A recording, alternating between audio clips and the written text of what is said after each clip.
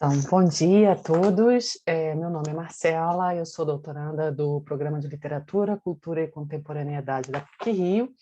A minha comunicação é intitulada Cartografia da Escravidão, quando o silêncio fala. É parte da minha pesquisa de doutorado, então ainda está em processo, é uma pesquisa em aberto e conto com a troca e o diálogo com vocês. Essa comunicação ela tem como objetivo uma breve reflexão sobre o campo ampliado da literatura, entre a literatura e a história, enquanto uma das linhas de inscrição das histórias silenciadas da diáspora africana brasileira e as fronteiras do Estado de humano, contadas através da relação entre memória e tempo histórico no romance Água de Barrela, da jornalista e escritora carioca Eliana Alves Cruz. Como todos nós sabemos, o século XV mudou drasticamente os rumos das histórias humanas, lançou as bases do que hoje o que viria a ser a modernidade euro-americana, o mundo ocidental, a Europa e o capitalismo.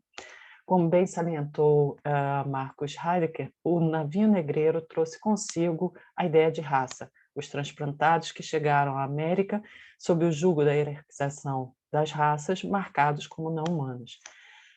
Nas palavras de Toni Morrison, o navio negreiro pariu o outro. Ao longo dos séculos, as brutalidades coloniais povoaram mundos indescritíveis e indizíveis, gravados no corpo e na mente dos escravizados e escravizadas. Os signos do mundo colonial, que validam o mundo colonial, são o nome.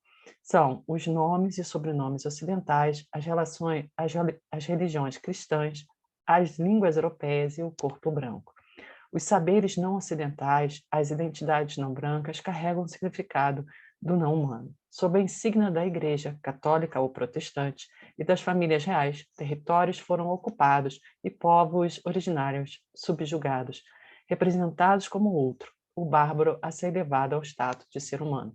Essa cartografia da narrativa colonial, de certa forma, produz cisões, fronteiras imaginárias, constituídas a partir de uma hierarquização racial e cultural. Na América pós-independência, as cisões impuseram cisões impuseram desafios à produção de um discurso positivo sobre o recente passado colonial. Narrar a história significava criar símbolos de pertencimento e, ao mesmo tempo, acender o otimismo sobre o futuro idealizado das novas nações. A letra escrita é a chave para delimitar as fronteiras imaginárias de nacionalidade. Então, dentro desse contexto, pode-se dizer que as narrativas dos eventos históricos foram construídas a partir de duas linguagens, a historiográfica e a ficcional. Na narrativa ficcional, temos as obras conhecidas como romances de fundação, escritos a partir da segunda metade do século XIX. Tiveram seu papel na propagação. São obras que tiveram um papel importante na propagação do discurso colonial escravista e, mais tarde, assumiram uma relevância ainda maior na afirmação do ideário de nação e nacionalidade. Em seu ensaio Romantizando a Escravidão, Toni Morrison afirma que duas são as maneiras das nações que as nações dispunham para tornar palatável o caráter degradante da escravidão. Uma era a força bruta, a outra a romantização. Já a escritora Conceição Evaristo, em sua aula aberta no Cefet, em maio de 2019, explica sobre a formação da nacionalidade brasileira na literatura, ressaltando que esta exclui o negro da construção da cidadania ao representar como sujeito escravizado, ou como se vê na literatura romântica, e já os modernistas delegam o protagonismo à mestiça, na época chamada mulata, o que tende a reforçar a imagem do embranquecimento da população. A hierarquização racial nas obras literárias reafirmam o projeto de nação pensado pela elite da época.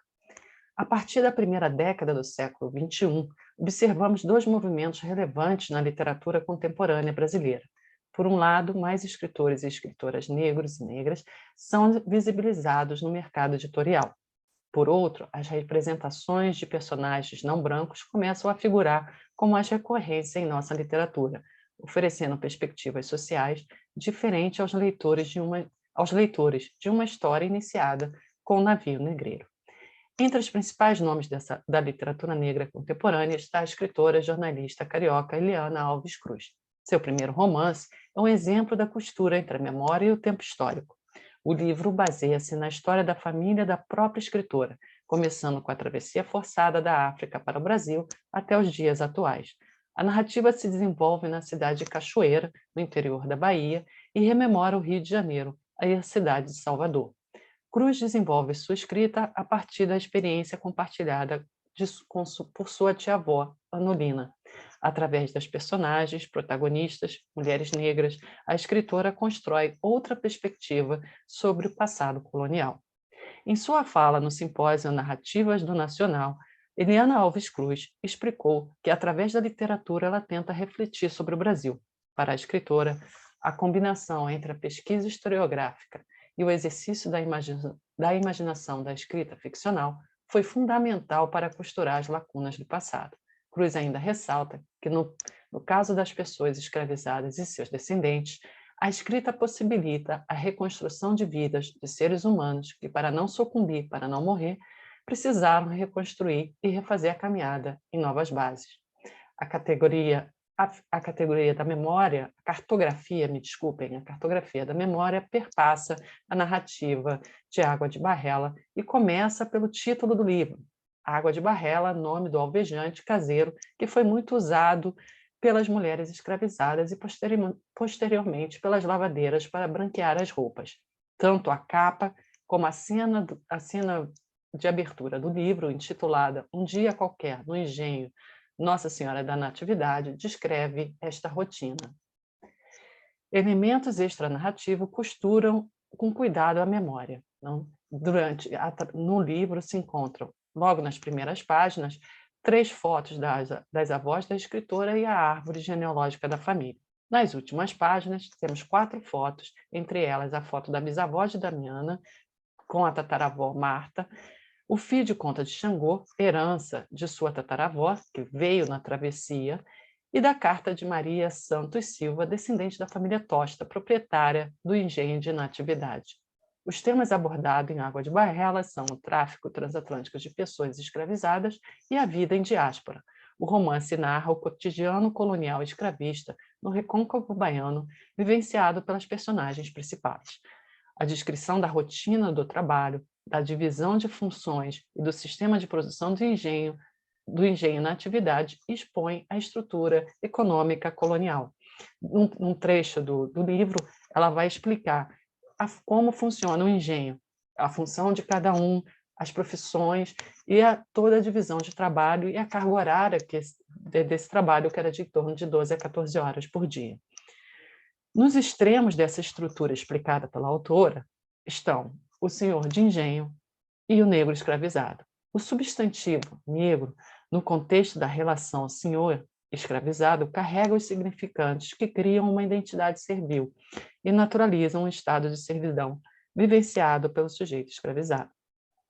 Nas palavras do filósofo camaronês Attila Member, o nome negro, aliás, remete a uma relação, a um vínculo de submissão. No fundo, só existe negro em relação a um senhor. O mesmo pode-se dizer do nome senhor. Na dialética da posse e da exploração instituída pela escravidão, os signos dados ao senhor, homem branco, são o do poder e da identidade humana. Esse valor instituído ao branco somente é possível a partir da constituição de um outro, o negro. No território do engenho, a hierarquização racial orienta as relações entre a família, donas da terra, os feitores e as pessoas escravizadas. A desumanização banaliza a violência e reduz o humano ao corpo-objeto. Tal dinâmica traz uma contradição em si,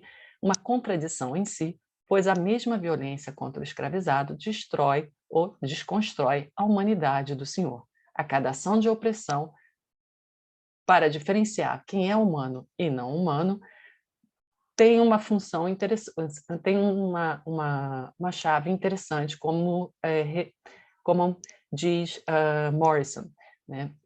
A cada ação de opressão, o foco se desloca do objeto de degradação, que seria o escravizado, para o seu criador, que é o senhor de engenho.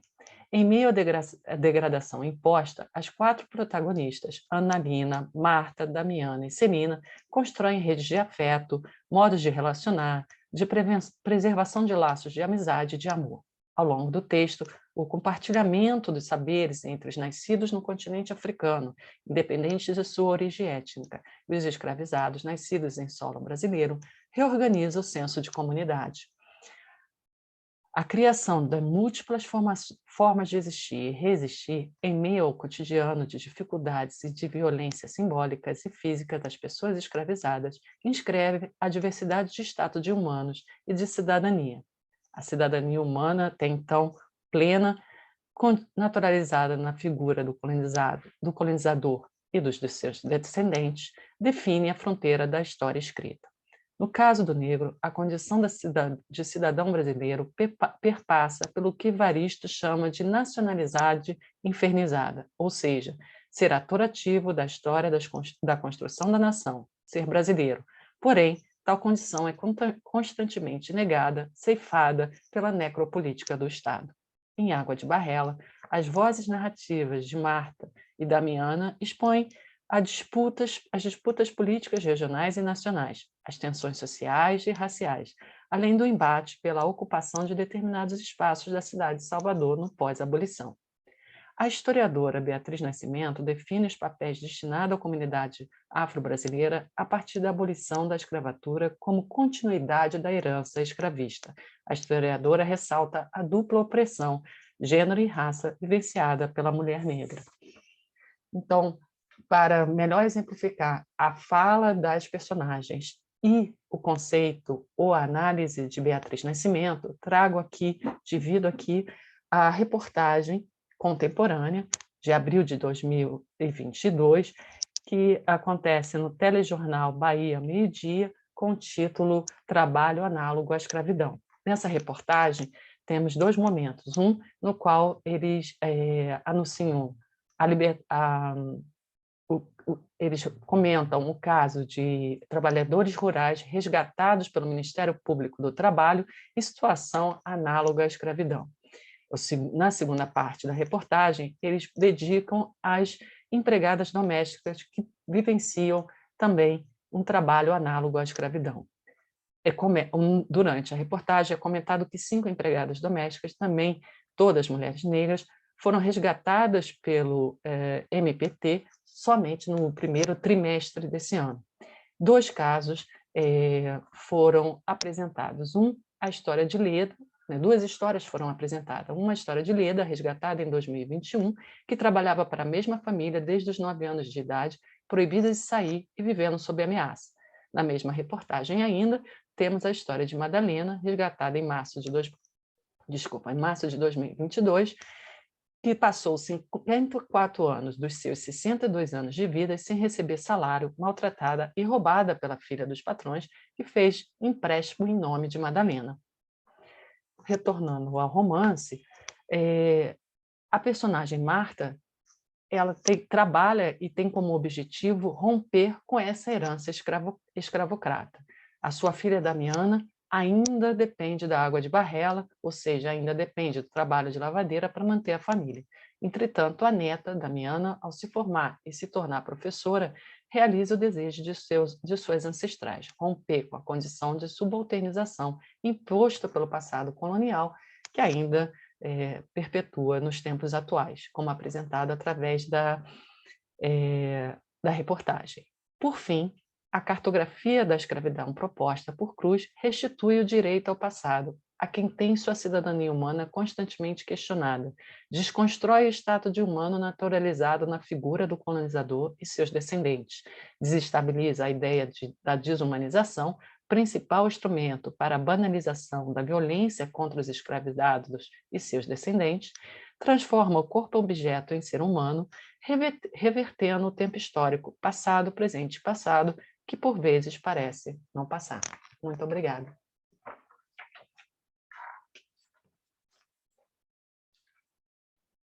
(14 minutos e 31 segundos). Muito precisa.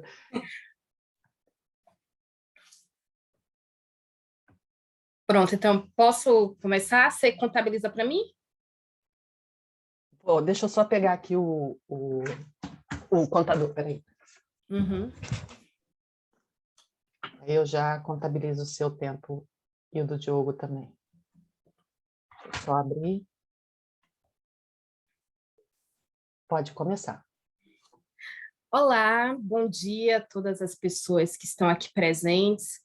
O meu nome é Randra Kevin Barbosa Barros e eu sou doutoranda no programa de pós-graduação em Literatura, Cultura e Contemporaneidade da PUC-Rio, assim como Marcela, e também sou bolsista de pesquisa do CNPq. Hoje eu apresento uma comunicação intitulada Racismo anti-indígena no Brasil. Cenas do cotidiano no espetáculo teatral Terena Porrutiné. E eu quero começar esta apresentação trazendo como epígrafe um fragmento da dissertação de mestrado de Célia Chacriabá, que é uma mulher indígena eleita deputada federal pelo estado de Minas Gerais nas eleições de 2022, que aconteceram 2 de outubro aqui no Brasil. Ela diz: sofremos racismo e não é de mentira.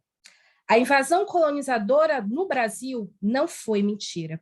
Se tudo isso não é de mentira, a nossa luta também não é de mentira. Por isso somos povos indígenas originários de verdade. Essa reflexão de Chacriabá reforça que o racismo anti-indígena no país é uma realidade vivenciada cotidianamente.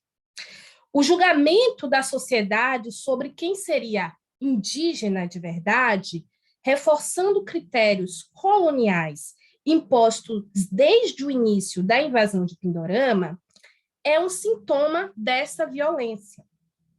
No entanto, ainda temos dificuldade de identificar como ocorre essa forma de opressão e o que contribui para a sua reprodução sistemática, sem nem ao menos percebermos.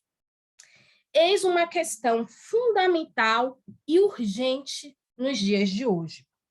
De que maneira funciona o racismo anti-indígena no Brasil e como combatê-lo?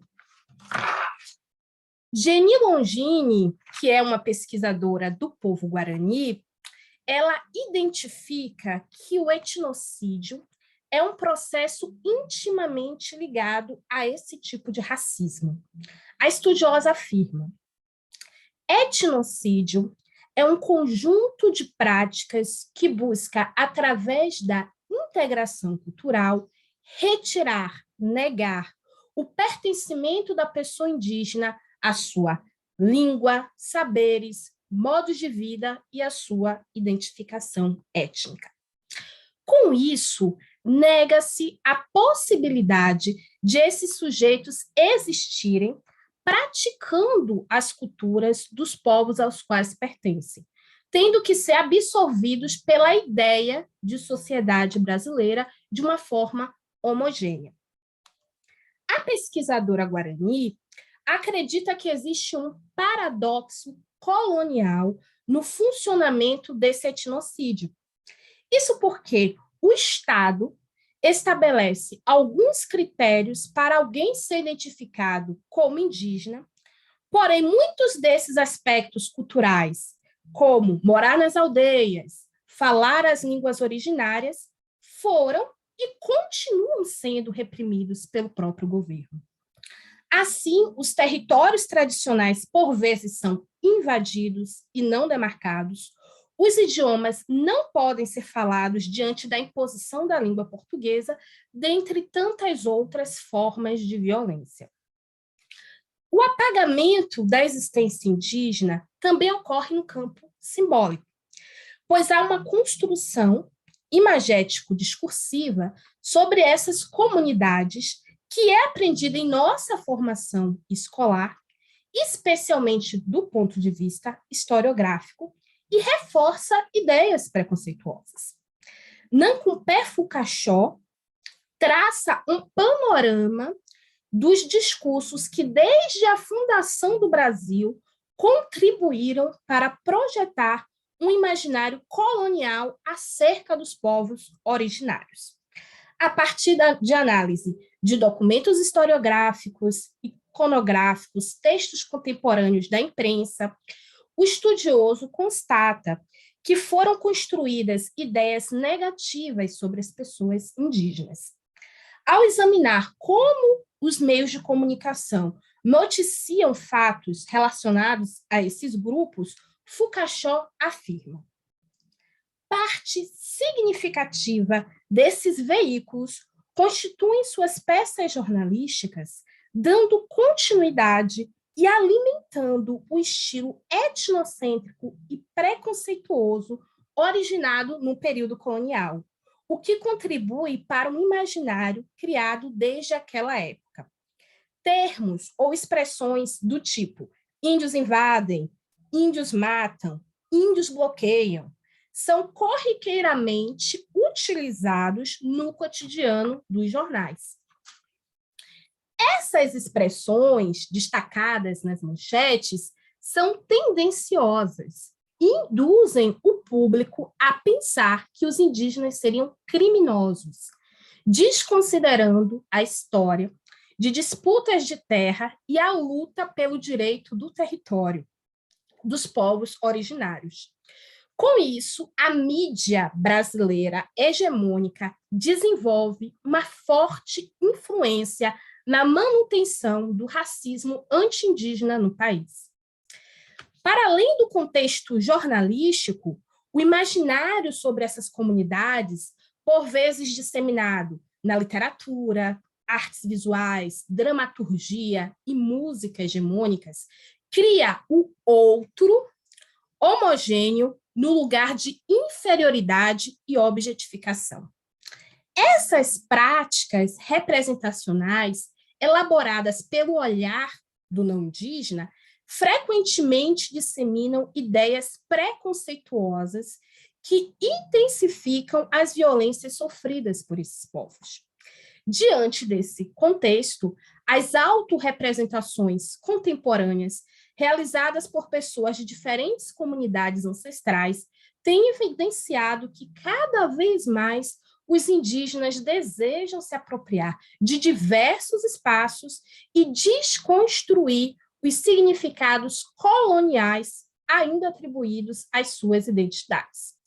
Um exemplo desse trabalho é o espetáculo teatral Porrutiné, Únicos, que faz parte da plataforma digital TEPI, Teatro e Povos Indígenas. Essa dramaturgia foi escrita por Naine Terena e Niara Terena. Tem o seu elenco composto por João Dias e Cleidiná Farias. Todas essas pessoas são do povo Terena. O título, na língua desse povo, Porrutiné, que significa, em português, únicos, revela a necessidade de se valorizar um idioma originário, apesar da invisibilização que essa língua enfrenta ainda contemporaneamente. Na história, dois personagens, um homem e uma mulher, conversam sentados em volta de uma mesa, relatando situações de discriminação que vivenciaram.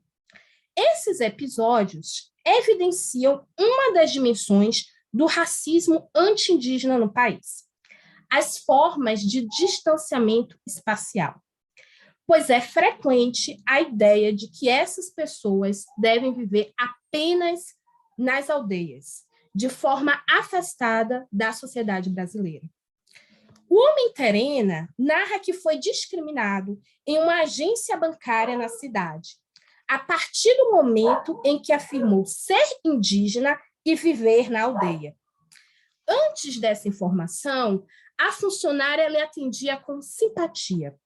O personagem explica: quando eu comecei a falar que era indígena, filho de indígena, e que morava na aldeia, aí que as coisas mudaram. O sorriso dela acabou. Ela ficou com um semblante muito mais sério.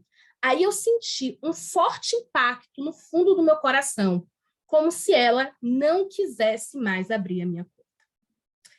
Esse sentimento se torna concreto quando a funcionária afirma que não fará não fará o serviço de registrar uma nova conta.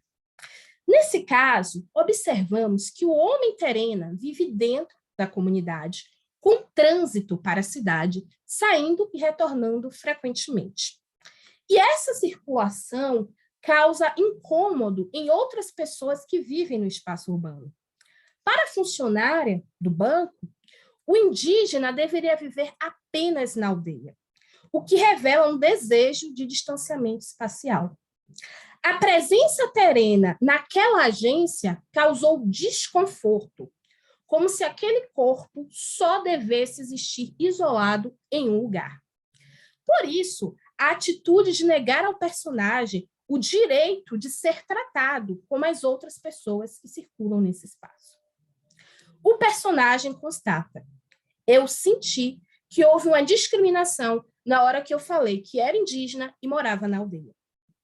Quando a atendente do banco afirma que uma pessoa indígena não conseguirá abrir uma conta, ela está, na verdade, dizendo que esse sujeito deve voltar para o próprio território, pois ali não seria lugar para ele. E assim determina-se um espaço fixo para essas existências, que seria distante dos não indígenas na cidade. Exerce-se, portanto, domínio sobre a circulação dos corpos indígenas, limitando a possibilidade de frequentar espaços além da aldeia. Ailton Krenak já nos alerta: não se admite a ideia de que os indígenas têm um trânsito entre aquele lugar e o resto do mundo. O imaginário colonial sobre os indígenas, a partir do projeto colonial, enquadrou os sujeitos em um espaço sem a possibilidade de mobilidade, se mostrando um instrumento discursivo para a sociedade dominante não ter contato com essas pessoas. Em Porrutiné, a personagem feminina também enfrenta uma violência racista. Esse episódio ocorre quando conversa com uma mulher por meio da rede social Facebook e é questionada sobre o lugar onde vive. A mulher terena explica: ela me mandou uma mensagem de voz e disse: por que você está morando na cidade? Lugar de índio não é na cidade, não. Lugar de índio é na aldeia. Eu parei, pensei e falei: não, isso está errado. Isso está totalmente errado. Porque lugar de índio é onde ele quiser. O índio pode estar em qualquer lugar. Ele não deixa de ser índio. Então, isso foi um preconceito para mim. Essa pergunta, por que você está morando na cidade, carrega um peso de intimidação. A interlocutora não apenas fica surpresa ao saber disso, ela quer que a mulher terena retorne para a aldeia. Nessa visão, o espaço urbano não é o lugar para a presença indígena. E caso não retorne ao seu lugar de origem, a personagem teria que ser integrada à sociedade brasileira, por meio de um violento processo de etnocídio com o apagamento da sua cultura. Por vezes, as pessoas associam a ideia de morar na aldeia como sendo uma característica de autenticidade indígena. A estrutura binária e simplificadora do estereótipo fica evidente ao opor aldeia e cidade. O primeiro como espaço de preservação de identidades e culturas. O segundo ambiente se torna um lugar de perda do pertencimento identitário e cultural. Esse imaginário demonstra o desejo de tornar o outro longe do eu ou determinar que, em caso de aproximação, automaticamente a diferença é apagada. A mulher terena questiona estereótipos e ideias racistas. A interlocutora pode não ter percebido a violência por trás de sua fala. Mas a personagem foi enfática ao reivindicar que lugar de índio é onde ele quiser. Essa situação nos lembra do racismo cotidiano vivenciado por pessoas indígenas, tendo em vista que o espetáculo teatral Porrutiné representa situações reais. Somos ensinados a praticar o racismo contra os povos indígenas de maneira corriqueira. De forma simbólica, somos induzidos a imaginar essas comunidades de maneira negativa e objetificada. Diante disso, o contato com as artes indígenas pode expandir o nosso pensamento para que comecemos a enxergar o que a nossa visão colonial nos impede de ver. Uma das configurações desse racismo que provoca o etnocídio é o distanciamento espacial que a sociedade brasileira exige das pessoas indígenas. Esses sujeitos não poderiam estar no mesmo espaço que os não indígenas. O deslocamento causa surpresa, indignação e práticas de discriminação, porque tanto o Estado brasileiro como as produções simbólicas sobre esses povos fixaram o lugar da aldeia como o único espaço possível para esses corpos estarem. É um processo de restringir a mobilidade e mantê-los isolados de alguma forma.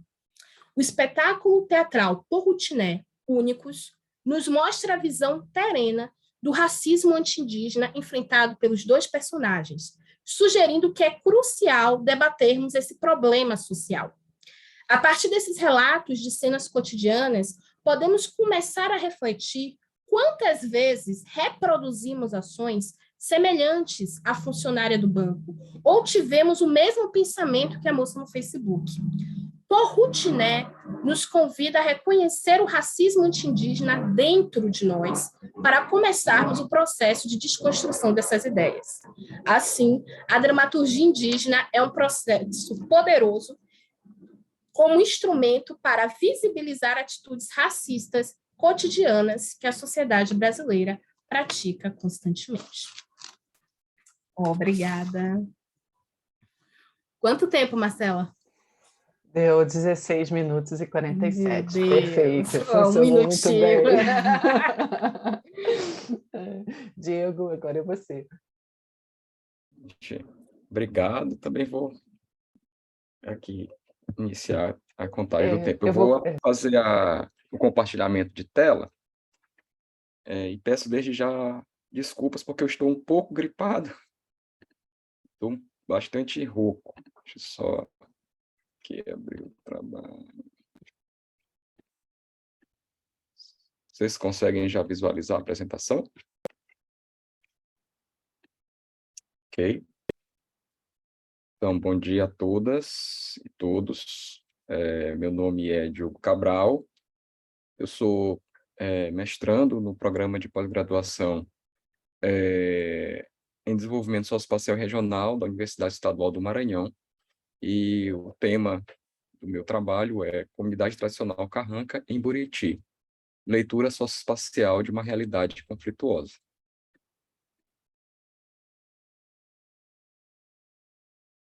O presente trabalho ele se propõe a diagnosticar os fatores que influenciaram na organização socioespacial dos camponeses da comunidade tradicional Carranca, localizada no município de Buriti, estado do Maranhão, em um contexto de guerra ecológica caracterizada pelo recrudescimento dos conflitos agrários, destruição da natureza, ações de resistência camponesa em decorrência do avanço da soja na região nas primeiras 2 décadas do século XXI.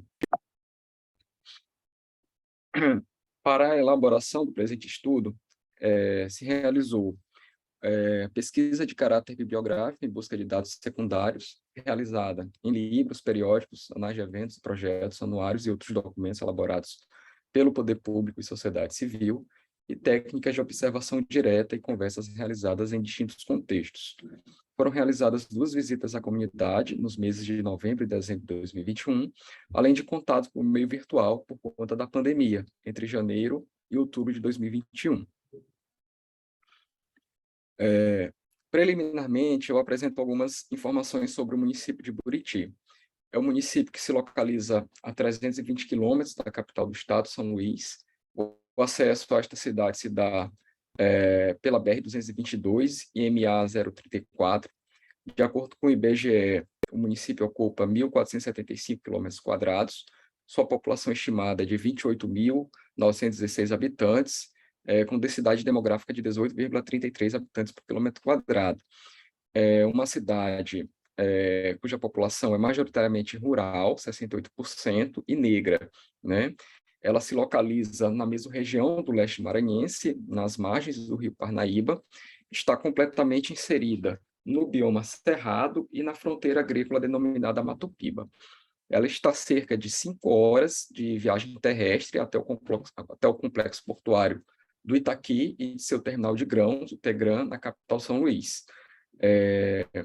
Importante destacar que a produção de soja nesse município teve seu primeiro registro em 1995, com uma produção de apenas 72 toneladas de grãos.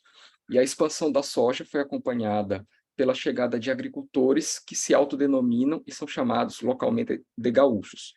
No começo dos anos 2000, a soja passou a ser a principal lavoura no município de Buriti, e desde então esta expansão resultou em diversos conflitos socioterritoriais, num processo intensamente predatório, com gravíssimas consequências socioambientais e de violação de direitos humanos. Então, aqui é o mapa do estado do Maranhão, o primeiro plano, e o município de Buriti, né? Localizado, como mencionei, no leste do estado, fronteira com o estado do Piauí. Algumas informações sobre a comunidade tradicional Carranca. É uma comunidade formada por 20 famílias, cerca de 100 pessoas. As terras são ocupadas tradicionalmente pela comunidade há mais de 100 anos, e são terras públicas devolutas do estado do Maranhão, que ao longo dos anos foram sendo griladas por sojicultores.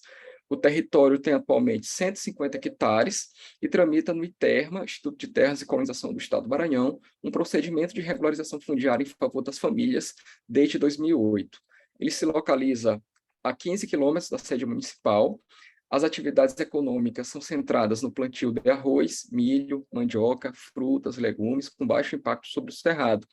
E, além disso, atividades do extrativismo de frutas, como bacuri, piqui, jatobá, murici, cajuí, mangá, baraticum, buriti, juçara, bacaba, babaçu, plantas medicinais como jaborandi, aroeira, vatimão, tingui, mata-cachorro, fava-danta, botica inteira, araruta do campo, sucupira branca, cabelo de negro, pimenta de macaco, amargosa, Gonçalo Alves, ipê, aroeira, que servem como complemento alimentar e também da renda das famílias. A comunidade é marcada também pelas práticas tradicionais de manejo, um regime de propriedade de terras diferenciados, em que eles fazem área de uso comum, áreas de uso particular e regras de uso singular, estabelecendo um verdadeiro direito da natureza sobre os bacuris, né, que é a principal fonte do extrativismo praticado por essa comunidade e também por outras comunidades vizinhas, né? Algumas casas da comunidade estão a menos de 6 metros dos campos de soja, e a situação de conflito com uma família de sojicultores ocorre desde o ano de 2005. E é importante destacar também que esses conflitos se asseveraram sob o governo Bolsonaro e na pandemia.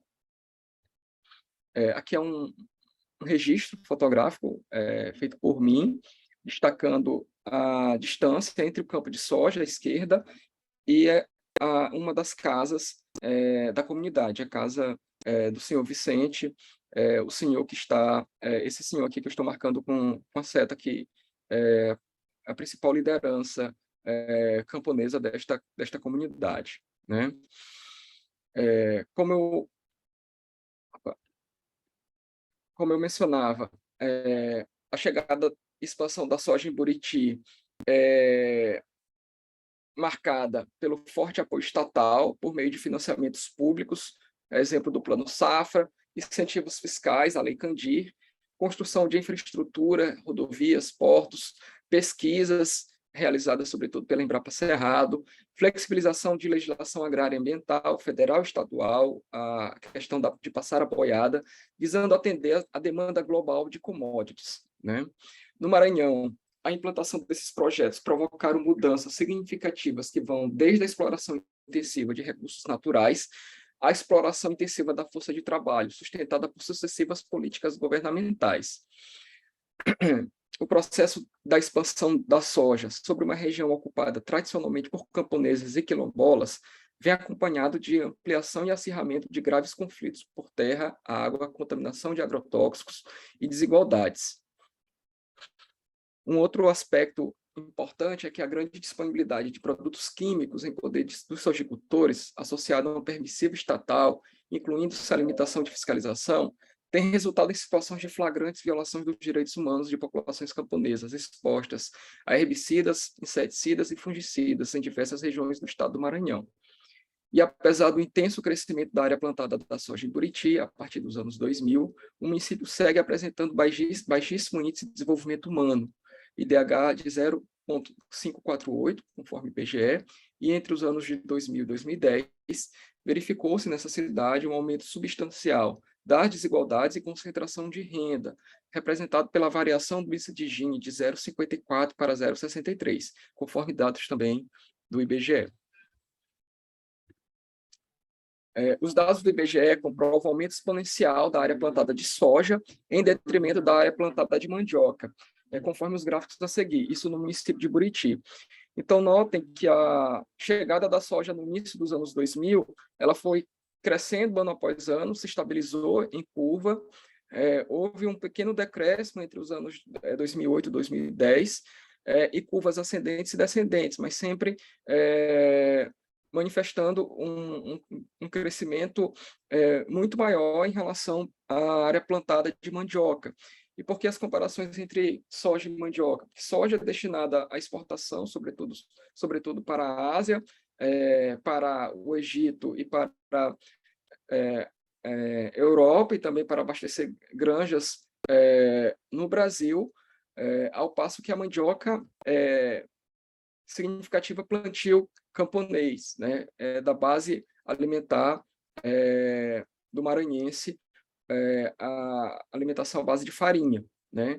Então, ao passo que houve um aumento significativo da área plantada de soja, houve uma diminuição significativa da área plantada de mandioca, né? O que significa que houve uma invasão, né, de uma cultura oriunda de outro canto do mundo sobre uma porção ocupada tradicionalmente por centenas e centenas de famílias, a exemplo da comunidade carranca, né? E as guerras do agro contra a carranca, e por que as guerras? Porque os moradores denominam esse movimento, a partir dos anos 2000, como guerra, né?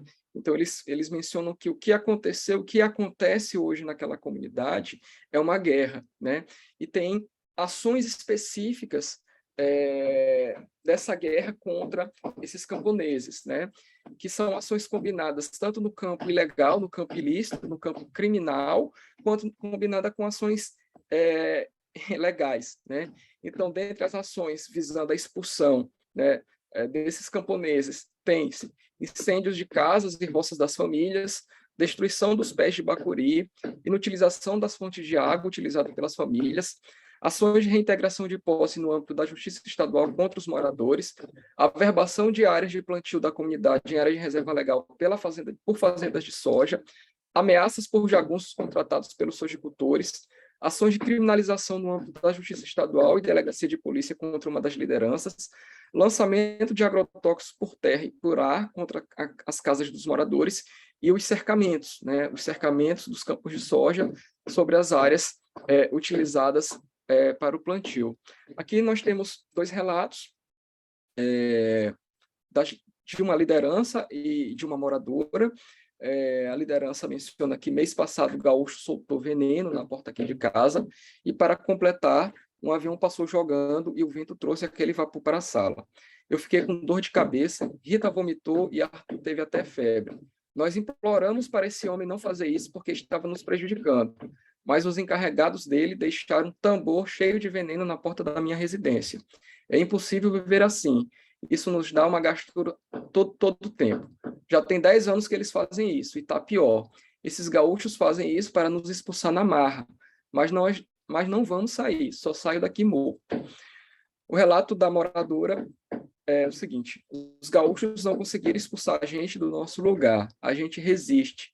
Tem mais de 15 anos de agonia com esses homens. Já teve queima de casa, queima de roça, já fomos parar na delegacia, já veio o jagunço, e agora veio o veneno. E tanto veneno que a gente não consegue ficar dentro de casa.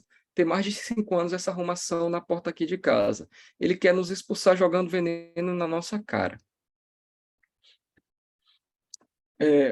E a partir dessas guerras, né, indicadas pelos moradores, há diversas consequências sobre os modos de vida da comunidade de Carranca, dentre os quais a redução substancial da área destinada ao plantio, da criação de animais e do extrativismo vegetal, a diminuição da produção de alimentos e necessidade de complementação da renda familiar por meio de trabalhos temporários, assalariados rurais e urbanos, os bicos, né, e coleta de raiz, né, e migração para estados do centro-sul do país. Aumento de problemas respiratórios, alergias, doenças de pele, dores de cabeça, sobretudo no período do plantio da soja, inutilização das fontes de água pela comunidade em razão da contaminação pelo agrotóxico, interdição e proibição de acesso aos recursos naturais disponíveis por parte dos sojicultores, medo, doenças mentais, insônia, depressão, ansiedade, redução da fauna e da flora, destruição de nascentes de rios, diminuição do volume de água do rio Buriti, e os conflitos permanentes envolvendo ameaças, força bruta e violência sugerem ser uma característica essencial da estrutura agrária, reveladora da persistência de mecanismos coercitivos no estado do Maranhão. Aqui é uma imagem feita por drone, em que mostra a brutal diferença entre a área de soja e a área da comunidade. Como eu mencionei no início da apresentação, essa comunidade está inserida no bioma cerrado. Notem que a proteção vegetal é realizada pela comunidade, enquanto que o monocultivo de soja destrói toda a biodiversidade, né? Então, essa imagem ela consegue mostrar as diferenças, né, entre o campo de soja e a comunidade tradicional, né? E mesmo apesar do uso da força bruta, da violência, há uma série de resistências, né, que essa comunidade tem realizado ao longo dos anos, né? E tudo em defesa do bacuri, né? Então, foram feitas alianças com comunidades vizinhas impactadas pela expansão da sojicultura. Essas alianças, elas resultaram em ações de paralisação de tratores e correntões. As pessoas foram literalmente para a frente dos tratores e dos correntões, barrando, né, o desmatamento do cerrado. Também houve, por parte das famílias, ocupações de campo de soja, visando a retomada das terras que foram sendo cercadas. Também foram realizadas alianças com organizações locais, a exemplo do Sindicato de Trabalhadores Rurais e Paróquia, regionais, como a Diocese de Brejo, estadual, como a FETAEMA e o Fórum Carajás, nacional, como a Sociedade Maranhense de Direitos Humanos, a CONTAG, o MST, e grupos de pesquisas da UFMA, da Universidade Federal do Maranhão, e da Universidade Estadual do Maranhão. Além disso, foram realizadas denúncias locais sobre a situação dos conflitos socioambientais junto à Delegacia de Polícia, a nível estadual, denúncias realizadas pela comunidade ao governador do Estado, à Comissão Estadual de Combate à Violência no Campo, ao Ministério Público, à Defensoria Pública, aos órgãos nacionais, a exemplo do Ministério Público Federal, Defensoria Pública da União, Conselho Nacional de Direitos Humanos, Conselho de Direitos Humanos da Câmara do Senado e internacional, a Comissão Interamericana de Direitos Humanos. Houve também propositura de ações judiciais pela comunidade em temas inovadores no âmbito do sistema de justiça estadual, a exemplo de uma ação civil pública dos agrotóxicos, em que visa a proibição do lançamento de agrotóxicos sobre a comunidade, sobre outras comunidades, e a ação civil pública das licenças ambientais, com base na Convenção 69 da OIT, em que basicamente se solicitou, né, que antes de emitir licenças ambientais aos grandes empreendimentos, que as comunidades fossem ouvidas, né, naquilo que é determinado pela Convenção 69 da OIT, consulta livre, prévia e informada, né?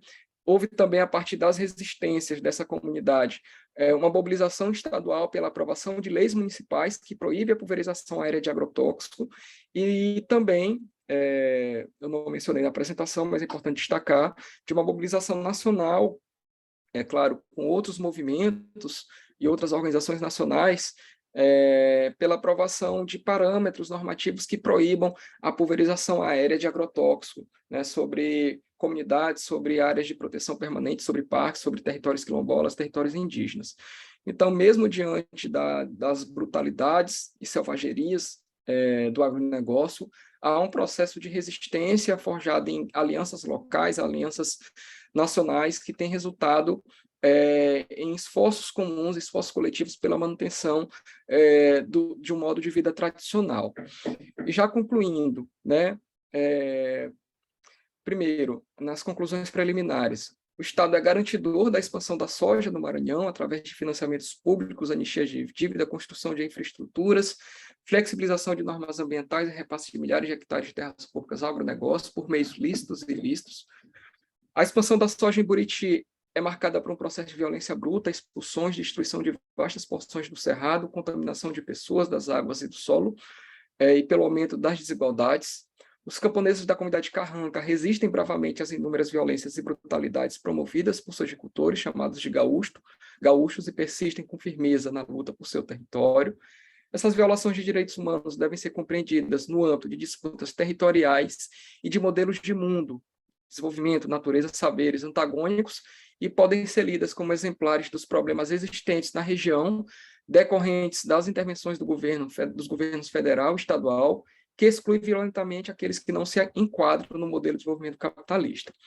Por último, este processo de mobilização tem produzido novas relações comunitárias, com fortalecimento de laços solidários, formas de organizações inovadoras e firmes expressões sobre o pertencimento ao lugar, num momento conjuntural de ataques sistemáticos contra direitos territoriais e ambientais estabelecidos em diversas leis e normas.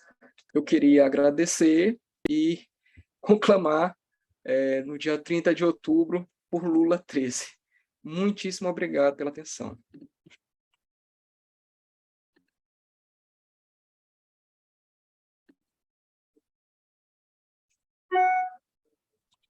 Obrigado, Diogo. Marcela, Randra, peço desculpa por ter conectado com atraso. É uma experiência estar participando de um congresso híbrido, né? Eu estou aqui e aí não consegui espaço, mas que bom que vocês começaram, viu? A Gilca, ela não vai participar, ela escreveu agora, então são vocês três. O Diogo foi o primeiro a fazer a apresentação, peço desculpas. A Randall já falou? Fui o terceiro. Fui o terceiro, que Felipe. Pena que eu perdi. Eu queria tanto ouvir você. Eu sou amigo da Naine Terena, Randall. Eu falei muito da tua apresentação, estava louco para ver a tua apresentação. Eu peço desculpas para você, foi muito difícil de conseguir conexão aqui, viu? Agora a gente tem abertura para debates, né? E não há...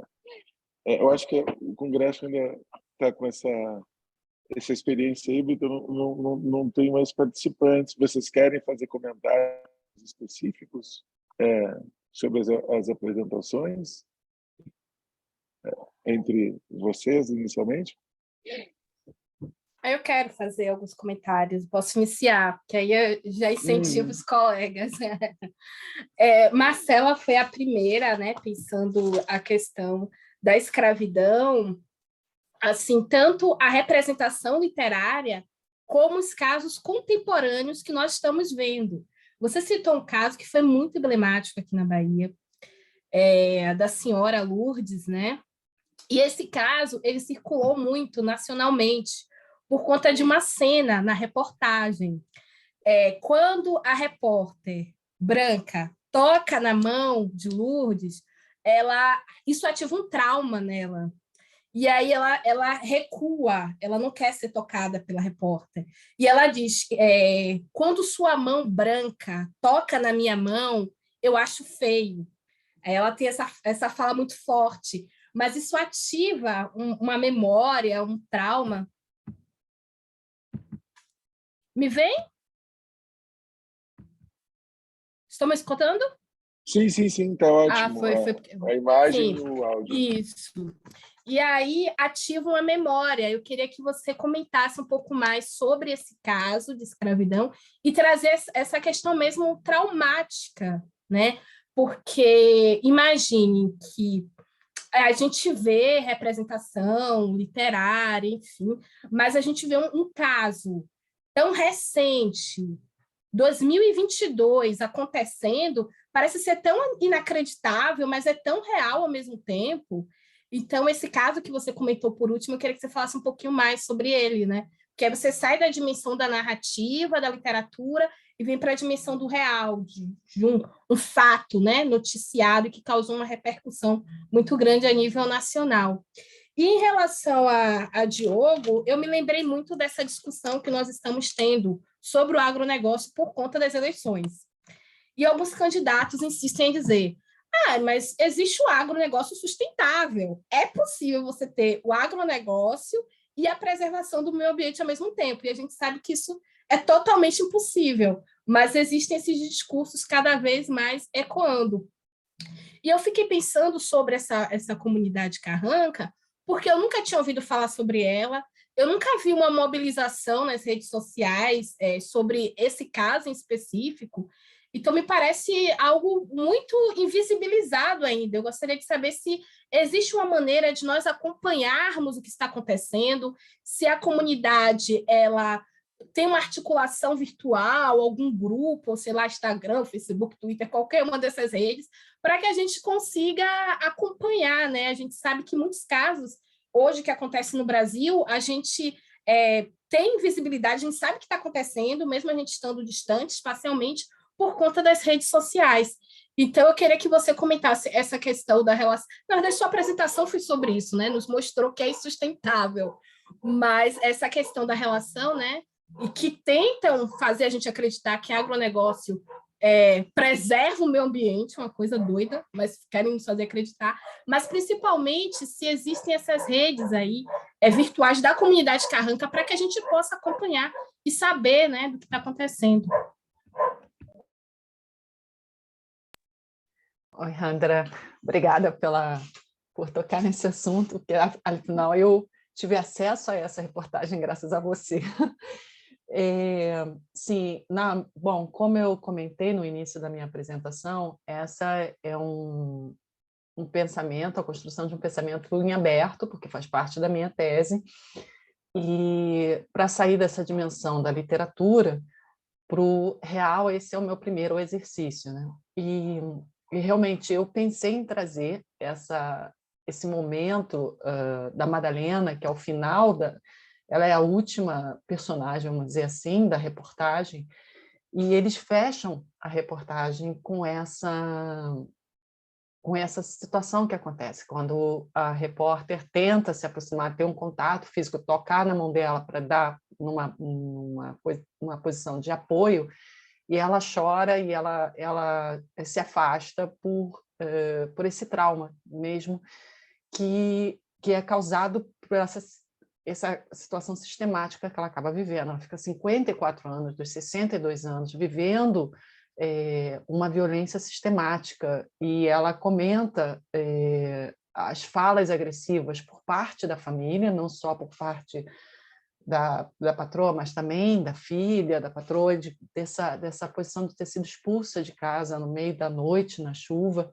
Então, ela tem essa total desconstrução do seu eu, e é isso que, nesse momento da reportagem, fica evidente, que é quando há essa toca, né, e a câmera focaliza nesse contato da mão da mulher negra e da mulher branca, e ela comenta de que ela se acha feia, né, que ela dá ali toda uma margem dessa desconstrução dela enquanto da subjetividade da Madalena, dela enquanto ser humano mesmo, que vive essa opressão sistemática, e o medo que ela vai ter, porque a figura dessa mulher branca representa esse trauma da violência e da agressão que ela sofreu ao longo dos 54 anos. É realmente uma questão importante e emblemática de pensar que a gente está na contemporaneidade, e no momento em que nós passamos aí, como eu comentei no texto, o início do século XXI, acontece um movimento muito importante de visualização, de visibilidade do intelectual negro, da mulher negra enquanto intelectual e escritora, movimentos que acontecem, mas ainda temos um processo, uma parte desse país que não saiu desse período do século XIX, que é representado no cotidiano de Água de Barrela, quando ela vai apresentar exatamente essas relações baseadas na violência, baseada na opressão. Então, eu acho que a gente vive esse momento. É muito importante trazer isso agora, nesse contexto social brasileiro, e é um tema que eu pretendo trabalhar. A questão do trauma não está ainda muito forte dentro da minha pesquisa, mas assim como vem pelo conceito da Beatriz Nascimento da continuidade histórica. A Beatriz trabalha isso em relação ao final da escravidão e todo o processo que vai acontecer com a comunidade negra brasileira, em que não muda. O fim da escravidão não rompe com os paradigmas do sistema colonial, né? Continua cada um dentro do seu papel imposto por esse sistema colonial. Então, é um caso forte que nos faz pensar no que está acontecendo no Brasil de hoje, que apesar da Constituição de 1988 garantir os direitos reivindicados e pela luta do movimento negro, apesar da voz das intelectuais mulheres negras estarem mais no âmbito nacional, ainda temos muito dessa questão do trabalho análogo à escravidão, que tinha diminuído na década de 90 e que volta com força total nesses últimos 5 anos. Então, ainda é um ponto a refletir. Obrigada pela observação. Bem, André, a questão da sustentabilidade do agro é um tema que, de fato, não é de agora, tem sido um discurso falacioso, inclusive para legitimar ações de desmatamento e de expulsões de comunidades. Não se trata só de um debate meramente econômico, né, entre choques de economias, mas sobretudo, um debate sobre saberes completamente distintos, né, sobre concepções de natureza completamente distintas, né? É impossível a coexistência entre o agronegócio e sua fórmula científica, sobre suas técnicas, sobre seus manejos de solo, de água, de ar, e comunidades tradicionais, quilombolas, indígenas, né?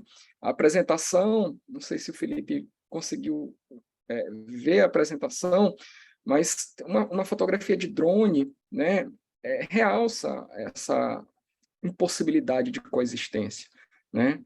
É impossível, né, a coexistência entre o agro e as comunidades tradicionais, né? E esse processo violento, ele não só despoja as famílias de suas casas, né? Ele não só expulsa, mas ele destrói, né, relações ancestrais, ele destrói sítios históricos, ele destrói, por exemplo, a memória das comunidades. Essa comunidade Carranca, por exemplo, teve um cemitério, né, que é um local sagrado, destruído, né, pelo campo de soja. E é muito comum nessa região do Maranhão, e um pequeno parênteses, eu sou pesquisador vinculado ao Programa de Desenvolvimento Socioespacial, né, desde o ano de 2021, mas eu sou advogado dessa comunidade e de outras, pelo menos desde 2009. Então, eu acompanho há mais de uma década essas situações de violência nessa região do Maranhão e em outras. E é muito comum, no estado do Maranhão, dada a dimensão da evolução dos campos de soja em todas as regiões do estado do Maranhão, você vê cemitérios dentro de campos de soja. Quando os cemitérios não são destruídos, eles estão lá no meio do campo de soja. Então, a expansão dos monocultivos, além da evidente incompatibilidade, eles são destruidores da memória, né? Eles são destruidores de práticas ancestrais, eles são destruidores de saberes muito específicos, né? Eles são destruidores de formas de relação de propriedade que são muito mais complexas, inclusive, do que aquelas previstas, por exemplo, no Código Civil. O monocultivo das culturas de soja não é só um monocultivo de grãos, né, de vegetação, mas é um monocultivo de saberes, é um monocultivo de práticas alimentares, é um monocultivo, enfim, de práticas religiosas, é um monocultivo da musicalidade, né, então, é incompatível, né? E levando-se em consideração o estado do Maranhão, cuja população majoritariamente é negra e rural, né? Assentado numa história de resistência indígena e quilombola, nós temos um impacto profundo, né?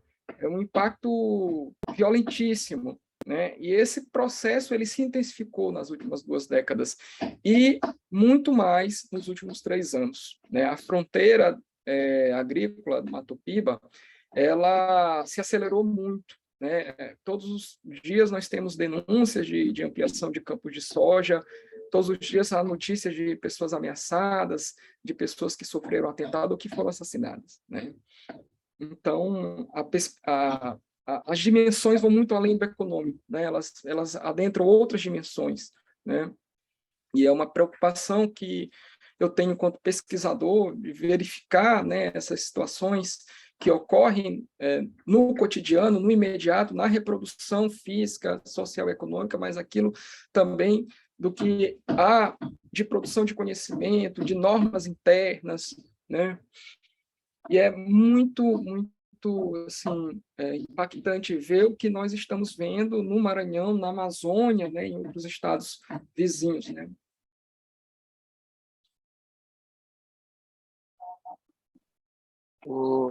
Diogo, eu tinha alguns comentários que eu queria fazer do que eu vi da tua apresentação, também relacionando com o que está sendo debatido no Congresso, sabe, que pode ser interessante de pesquisa.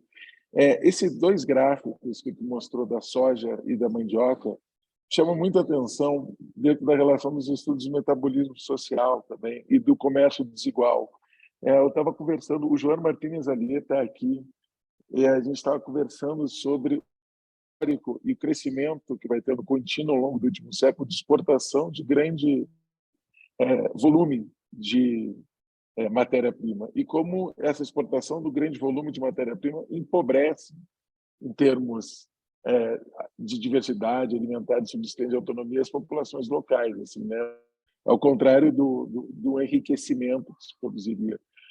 Mas a contraposição à mandioca mostra uma produção de volume que fica que entra numa economia circular da alimentação, entendeu?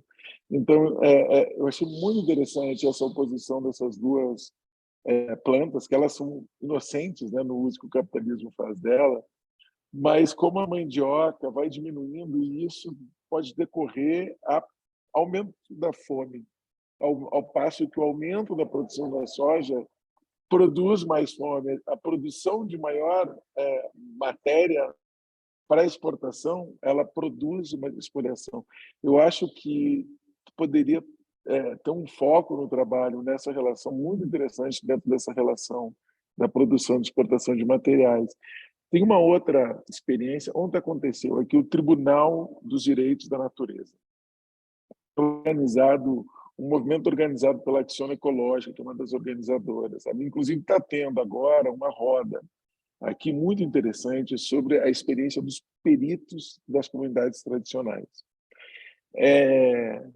E eu fiquei pensando que estavam comentando que uma das ideias que começaram a formar peritos dentro das comunidades era com os direitos da Constituinte no Equador, eles poderiam, os direitos da natureza estariam dentro do aspecto judicial, digamos assim, né? Dentro do espaço judicial. E aí, só que o sistema judicial não incorpora mecanismos de escutar as comunidades. Então, elas fizeram um trabalho de formação de peritos das comunidades, peritos da natureza. Ontem foi a diplomação de vários deles, estavam discutindo aqui. Eu achei essa ideia incrível, até pelo fato de como tu colocou uma superjudicialização, né, que parece quase inócua em algum sentido também, porque entra com um monte de ações e há mecanismos de derrubar as ações, né, muito eficazes, mas poderia-se imaginar formas de que as comunidades passem a ter uma voz ativa, talvez dentro de alguns outros mecanismos, sabe? Eu acho que essa ideia de peritos, eu também compartilho, esse é um momento para a gente se encontrar, assim, mas eu fiquei muito afim de trazer mais essa experiência para o Brasil também, sabe? Eu fiquei fascinado com o trabalho da Elizabeth Bravo, da Ivone Arnes, aqui, eu achei sendo repensado.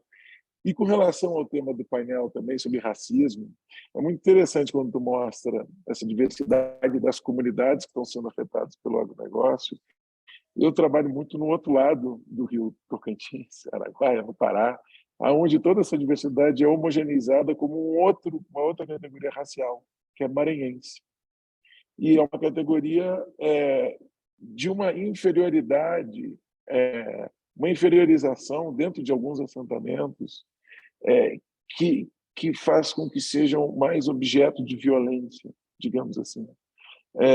E eu fiquei pensando sobre uma possibilidade de pesquisa também sobre essas comunidades que são expulsas do Maranhão, migram para o Pará em busca de terras, e aí sofrem outras formas de violência. No caso do assentamento de José Cláudio e Maria foram assassinados, eu acompanhei 3 casos de maranhenses ali, porque eles foram vítimas da violência que levou ao assassinato de José Cláudio e Maria, do fazendeiro. Depois, um deles voltou para o Maranhão.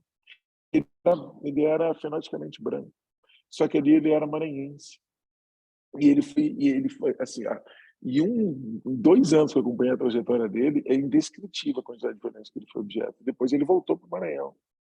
E Randro, eu queria te fazer uma pergunta. Se tu está na Bahia, está na Bahia? Não. Eu tô. É comigo? Sim, sim. Eu estou coordenando um projeto de arte indígena antirracista na UFBA.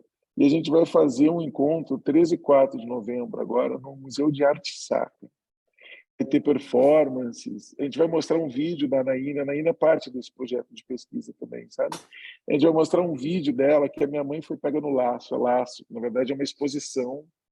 Eu já assisti essa. Está disponível, né? Eu vi. Do site e que traz as frases que a deputada federal, Joênio Apixana, ouviu no Congresso. Aquilo ali é muito forte, muito forte. A gente vai fazer uma sessão junto com o filme do Denilson, para esse mesmo projeto. Outros 3 filmes inéditos que estão sendo feitos pela Olinda e a Graça. E vai ter uma performance no Museu de Arte Sacra. A gente vai ser 13 e 4 de novembro. E na semana que vem, a Juliana Chupuru vai estar em Salvador, também discutindo arte antirracista. A gente vai organizar pelo menos 2 falas. Uma na quinta-feira à noite, numa aula que eu coordeno na UFBA, e uma outra. Eu queria muito a gente poder ficar em contato, vai ser um ambiente muito interessante para trocar ideia com essas pessoas. Estão fazendo trabalhos muito legais, a maioria é arte visual. E o fato de ser no Museu de Arte Sacra é uma provocação. E uma possibilidade de uma abertura que está tendo agora com a mudança de gestão, mas é o Museu da UFBA, que, assim, 300 anos que ele existe.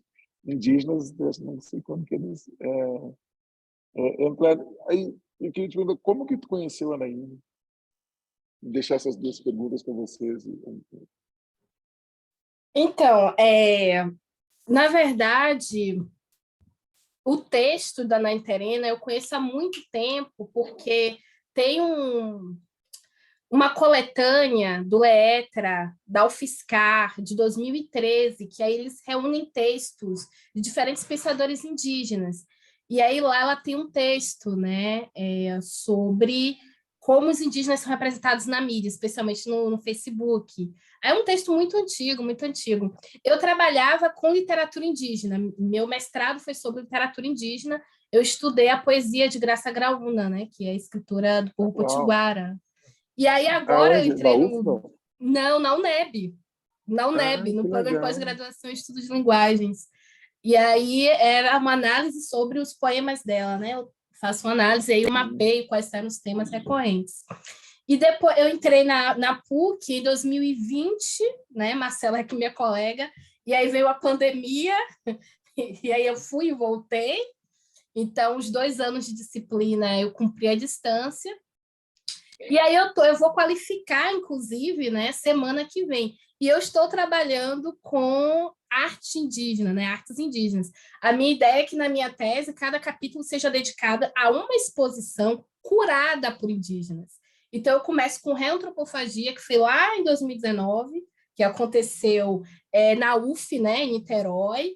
Depois eu vou para Vexua, que foi de 2020, que foi na Pinacoteca, e depois Munken Surari, que foi no ano passado, né? Tentando pegar essas 3 exposições, mas o meu capítulo inicial vai pensar um pouco em como esse movimento se articula, né? Porque, assim, tem acontecido algo que é até questionável, né, para a gente pensar, porque no ano passado teve a Bienal e teve uma presença indígena muito forte, e aí eu vi uma matéria de um site falando sobre a presença indígena da Bienal, falando 2021, o ano em que o Brasil descobriu as artes indígenas. E aí eu quero problematizar essa ideia da descoberta, porque dá a entender que as instituições beneficamente disseram agora vamos incluir as artes indígenas. E aí a minha ideia é justamente se contrapor a isso. Eu quero trazer que esse movimento é muito mais antigo, a gente tem já a Elisabel em 2013 com a galeria, então, assim, se a gente pensar no Feliciano Lana, se a gente pensar no Vovô Bernardino, então é um movimento muito mais antigo, só que com essa explosão que nós estamos tendo de arte indígena em tudo quanto é lugar, está dando a entender que foi do nada, sabe? Que é do nada que esses espaços legitimados dizem agora a gente vai escutar as vozes indígenas. Então, a ideia é mostrar que a gente tem um movimento articulado, que tem uma trajetória antiga, mas que consegue esse reconhecimento mais atual e fruto dessa trajetória, sabe? Se não fosse feita essa caminhada, hoje não se conseguiria esse boom, vamos dizer assim. E me interessa muito estudar, porque a gente que é das letras, né? A gente trabalha muito com a questão do texto escrito, da palavra. E já as artes trazem uma outra dimensão muito bacana para a gente, né, Marcela? Que é justamente a dimensão da imagem, da performance, do corpo. Então, aí você vai fugir desse esquema grafocêntrico, né? Que as comunidades indígenas, uma das características que foram colocadas, que também se muda esse racismo, é pensar, se não escreve, não tem conhecimento, porque o conhecimento ele só pode ser escrito. E a arte nos possibilita outros caminhos, né? Nos possibilita pensar o pensamento a partir da imagem, o pensamento a partir do movimento do corpo. Então, tudo isso tem me interessado bastante.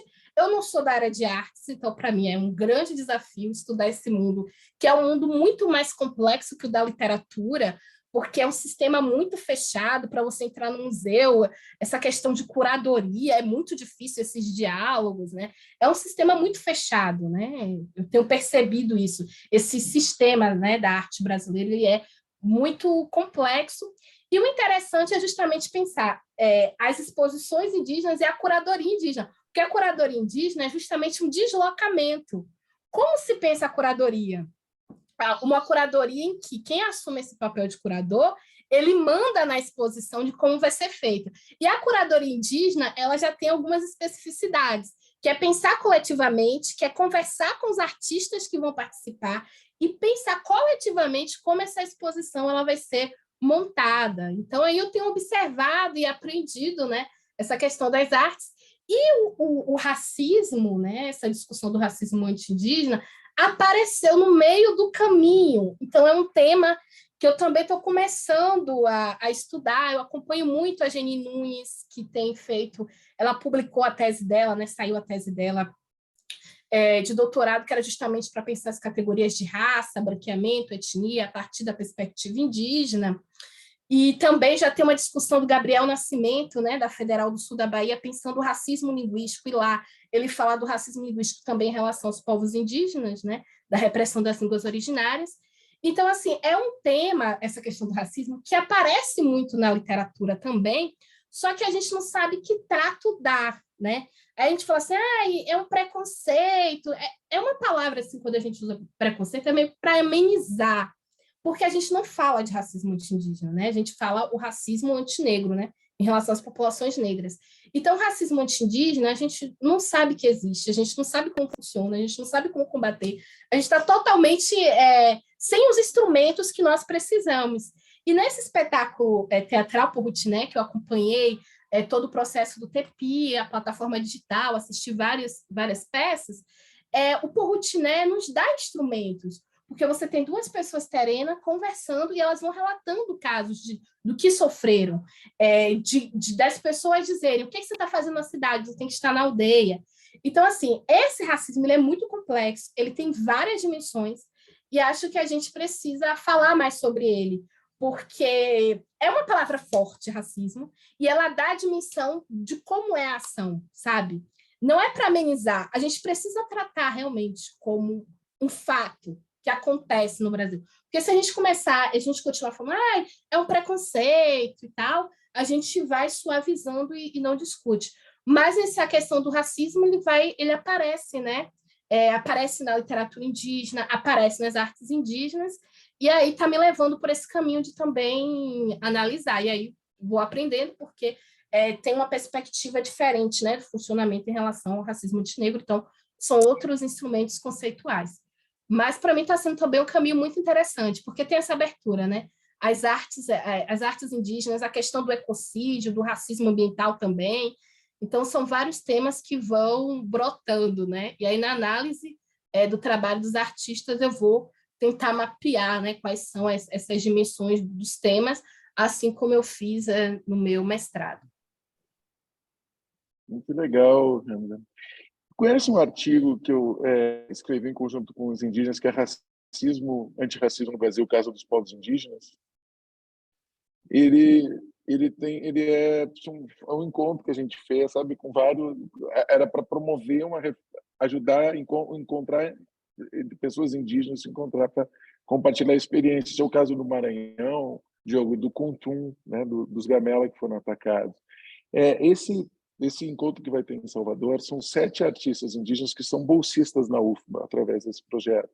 E a Arissana Patachó, que está fazendo doutorado, ela está liderando mais, assim, né, junto comigo, essa construção do diálogo, o apoio. E vários desses artistas eles já vêm de um outro projeto, que era um Outro Céu, que a gente fez na UFBA também, que era para pensar os efeitos da pandemia através da experiência, das ideias dos artistas indígenas. E vai ter uma mesa na Academia de Letras da Bahia, no dia 4, que é sobre arte, literatura, narrativas indígenas antirracistas. Vai ter a Lúcia Sá, de Manchester, o Pedro Mandagará, da UNB, a Olinda, que faz o Liauar, né, Tupinambá, que faz uns vídeos incríveis, a Yacunan Tuxá, que é estudante de letras na UFA, e a Grace. Eu acho que, nossa, muito, muito legal o tema. Super importante de pesquisa mesmo. E onde eu posso acompanhar essa programação, tudo? Me manda um e-mail que eu compartilho contigo. Pronto. Acho que vai vir num momento muito bom para a tua rede, sabe? Para tu Vai encontrar já ser muito bom. uma efervescência. Eu consegui transformar esse projeto em um projeto internacional de pensar a arte antirracista na América Latina. Ao invés da gente encomendar o trabalho dos artistas ou trazer os artistas só para falar, eles se tornaram pesquisadores na UFBA. Eu consegui a gente abrir uma porta, assim, sabe? E serem pesquisadores e produzir e se expressar através das reflexões. Então, vão fazer trabalhos inovadores. O Ziel Carapotó tem um trabalho fantástico. Assim. É muito legal. Eu vou colocar aqui no chat o e-mail. Deixa eu colocar. Ixi, não sei se eu consigo. Para a gente ficar em contato. Parabéns pelo trabalho. Tu está na PUC de São Paulo, PUC da onde? Do Rio? PUC do Rio, PUC do Rio. Nossa. Obrigado. Felipe, Di- uma, Diogo? uma questão que você trouxe, que assim, me trouxe bastante interesse, é a questão dos peritos na natureza. Eles estão pensando em replicar essa experiência para outros países da América Latina? Tem alguma articulação em curso nesse sentido? Então, estamos pensando agora. Eu vi ontem, eu fiquei encantado. E a fala, porque tem essa perspectiva antirracista também, muito interessante, do conhecimento, da fala, de como. E o processo de formação, eu achei muito interessante também, porque não é um processo. É um processo decolonial de formação, digamos assim, sabe? É um processo onde vai fortalecer. Aí eu estou construindo um diálogo com a Elizabeth Bravo, da Ação Ecológica. Eu acabei de ver isso, eu estava perguntando se elas tinham. É algo pensado preocupador, acho que tem que se pensar a realidade aí, mas podia fazer Sim, tá em diálogo, vamos trocar esses contatos, e sim. eu ajudo a fazer essa ponte também. Eu fiquei muito interessado nisso, porque o posicionamento de perito, eles estavam colocando isso também, era uma coisa interessante. Estavam, o uso da palavra perito, né, se colocar como peritos judiciais. E aí tem uma coisa que eu fiquei muito interessado, porque o direitos de la natureza, e às vezes eles usam as expressões de direitos à la natureza. Eu queria até perguntar para Sim. eles como é que eles não se veem realmente separados, né? Mas o direito à natureza, que é direito à vida, né? E não o direito da natureza como separados. Mas é uma experiência. O tribunal foi transmitido, eu acho, ontem, e essa roda está sendo. Se ela não está sendo transmitida, ela está pelo menos gravada, que eu vi com eles. Porque é uma outra perspectiva, né? Por exemplo, no caso da comunidade carranca, tem uma superjudicialização, né? E quando você vai discutir questões tão essenciais às comunidades, como as formas de apropriação e as formas de propriedade, quando vai para o judiciário faz a uniformização, a partir de uma leitura do Código Civil, de propriedade privada mesmo, né? E a própria fala, né, no âmbito dos tribunais, é uma fala limitada. Eles falam através de advogados de defensores, né? A produção de perícia técnica também incide uma limitação quanto à participação, né? E muitas das vezes é um destino, né, de uma localidade que está sendo definida por uma sentença judicial, né, que define quem fica, quem sai, né? É interessante mesmo pensar numa outra perspectiva, né?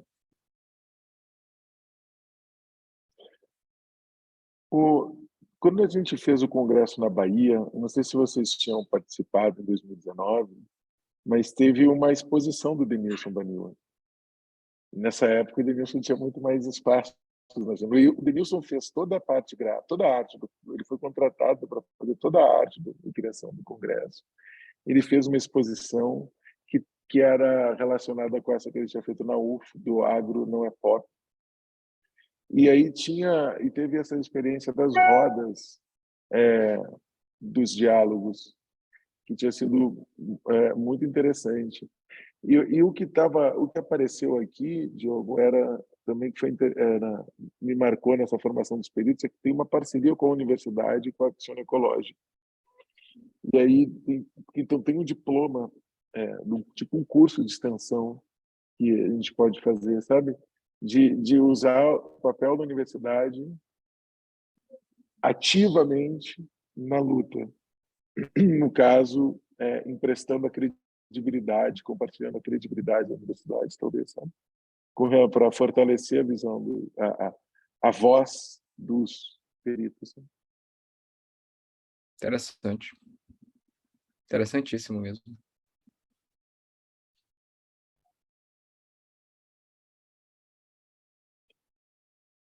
Vocês têm mais comentários? Só uma questão que a Randra fez, eu não acabei não respondendo, Randra. Eles não têm rede social, lá não pega internet. O que muitas das vezes fazemos é utilizar, por exemplo, o Twitter. Eu faço alguns twitters e reproduzo os vídeos que eles fazem, algumas falas, mas não tem acesso à internet lá, né? Assim como parte das comunidades. E é uma dificuldade até na comunicação mesmo. Às vezes tem que ir para a sede do município fazer uma reunião virtual, né?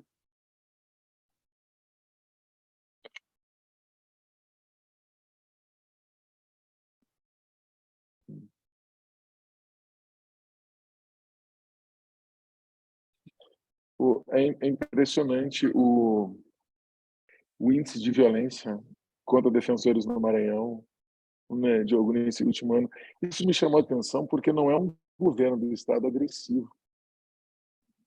É um governo do Estado que, em tese, está apoiando as comunidades. O que está acontecendo que teve essa explosão de violência, principalmente contra quilombolas, né? São vários fatores, né? Na verdade, tem muitas contradições no governo do Estado, né? Por exemplo, a pauta de desenvolvimento adotada pelo Estado do Maranhão é a pauta de reprimarização da economia, né? Da economia de enclave, né? Da soja, né? Então, o Estado ele alicerçou, né? O aumento das áreas de plantio no Maranhão, né? Houve, por exemplo, muito antes de passar a boiada lá do Ricardo Salles, aqui no estado do Maranhão você tem normas que flexibilizaram o licenciamento ambiental. Por exemplo, para soja, você não precisa apresentar o EI e a RIMA, né? Basta você autodeclarar a posse ou propriedade e apresentar uma planta do empreendimento. Então, o que é que estava acontecendo, né? Além das facilidades ambientais, houve um grande investimento em infraestrutura. O Maranhão agora, em 2020, inaugurou o terminal de grãos, que tem capacidade de estocar 20 milhões de toneladas de soja. É o maior terminal de grãos do Arco Norte, é uma coisa gigantesca, né? E, por outro lado, as políticas de acesso à terra que o Estado do Maranhão poderia promover, não promoveu, né? Que é uma ação de titulação de territórios quilombolas, de regularização fundiária. Houve uma série de debates, de discussões dos movimentos com o governo do Estado, mas não avançou. E um detalhe das contradições, né, que nós temos nesses governos de centro-esquerda. A Secretaria de Agricultura, né, era ocupada por um representante da ProSoja. Então, veja que contradição, né? Que contradição que nós tínhamos, né? E isso se associou com as políticas de Bolsonaro. Então, houve uma explosão de violência. Não, por exemplo, ontem teve uma operação policial em que ocorreu a prisão de um fazendeiro que estava desmatando um território quilombola sem licença ambiental.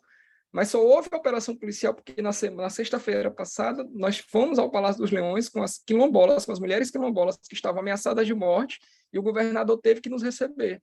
Então as situações elas são múltiplas no estado do Maranhão. O que é que está operando? O agrobanditismo mesmo. É o que está operando no estado do Maranhão. As pessoas estão fazendo sem licença, quem se opõe é morta, né? Nós tivemos esse ano 3 assassinatos de quilombolas no Maranhão, né? Em janeiro, em abril e agora em julho, né? O ano passado foram 5 quilombolas assassinados no Maranhão, né? Então é uma situação de conflito aberto mesmo, de confronto, de guerra, né? O que nós estamos vivendo. E a fronteira ela está se abrindo, né? E sobre territórios tradicionais, né? Sobre comunidades que até 2, 3 anos viviam com todas as dificuldades por conta da falta de políticas públicas de saúde, de educação, mas conseguiu minimamente se reproduzir, né? Mas hoje, com a chegada do agronegócio, eles estão desestruturando tudo, né? As sociabilidades, as relações, enfim. E isso está acontecendo assim num passo muito largo no Maranhão, né? É um processo de extração, de extrativismo muito intenso que é um passe assim, você tem uma área preservada pela comunidade e um mês depois é campo de soja, né?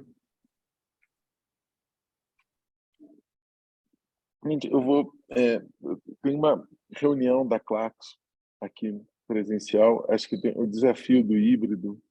Eu vou precisar desconectar. Eu deixei o meu contato para vocês. Eu queria agradecer e pedir desculpas por não ter podido contribuir no início e, sobretudo, escutar as apresentações de Randa e de Marcela.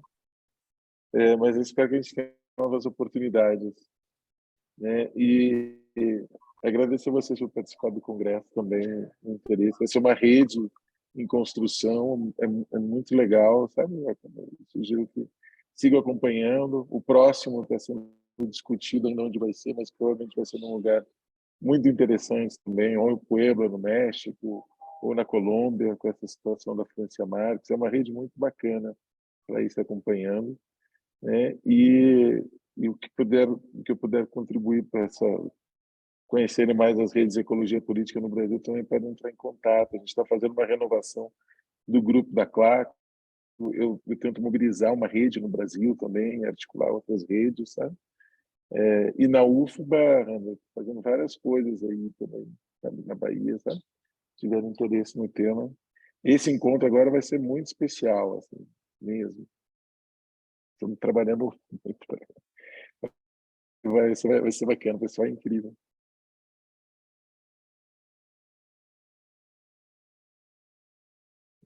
E prazer te escutar, Diogo. A gente fala muito pelas redes, né? Verdade, Felipe, mas lá pelo Twitter a gente fala bastante, É, vai retweetando. eu botei o e-mail, me escreve aí, Diogo, para a gente ficar em contato também, por Pô, favor. salvei teu e-mail, Eu vou vou, te escrever sim para a gente trocar umas vamos, ideias. eu vou pesquisar aqui, eu vou conversar